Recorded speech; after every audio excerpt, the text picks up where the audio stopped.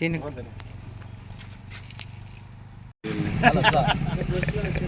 No.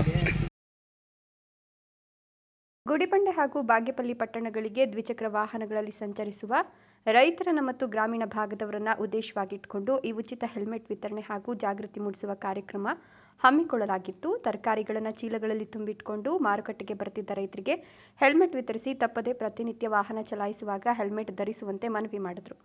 ಈ ಸಂದರ್ಭದಲ್ಲಿ ಮಾತನಾಡಿದ ಗ್ರೀನ್ ಇಂಡಿಯಾ ಫೋರಂನ ಅಧ್ಯಕ್ಷ ಸೈಯದ್ ಸಿದ್ದಿಕ್, 2 ಚಕ್ರ ವಾಹನ ಸವಾರರು ಮತ್ತು ಹಿಂಬದಿ ಪ್ರಯಾಣಿಕರಲ್ಲಿ ಹೆಲ್ಮೆಟ್ ಆಚರಣೆಯ ಅಭ್ಯಾಸ ಬೆಳೆಸಿ ಅಪಘಾತವಾದ ಸಂದರ್ಭದಲ್ಲಿ ಜೀವಹಾನಿ ಕಡಿಮೆ ಮಾಡುವುದೇ ಹೆಲ್ಮೆಟ್ ವಿತರಣೆಯ ಉದ್ದೇಶವಾಗಿದೆ. ಜೀವ ಇದ್ರೆ ಜೀವನ, ಅಮೂಲ್ಯವಾದ ಜೀವವನ್ನು ಕಾಪಾಡಲು ಮತ್ತು ಕುಟುಂಬಕ್ಕೆ ರಕ್ಷಣೆಯನ್ನು ನೀಡಲು ದ್ವಿಚಕ್ರ ವಾಹನಗಳ ಸವಾರರು ತಪ್ಪದೇ ಹೆಲ್ಮೆಟ್ ಧರಿಸುವಂತೆ ಮನವಿ ಮಾಡಿದರು.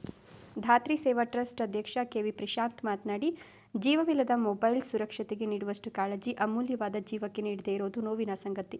ಹೆಲ್ಮೆಟ್ ಇಲ್ಲದ ಸಂದರ್ಭದಲ್ಲಿ ನಡೆಯುವ ರಸ್ತೆ ಅಪಘಾತಗಳಲ್ಲಿ ಪ್ರಾಣಹಾನಿ ಮತ್ತು ತಲೆಗಾಯದ ಪ್ರಮಾಣವನ್ನು ಕಡಿಮೆ ಮಾಡುವ ದೃಷ್ಟಿಯಿಂದ ಜನರಲ್ಲಿ ಸುರಕ್ಷತಾ ಮನೋವೃತ್ತಿ ಬೆಳೆಸೋದು ಇಂದಿನ ಕಾರ್ಯಕ್ರಮದ ಉದ್ದೇಶವಾಗಿದೆ.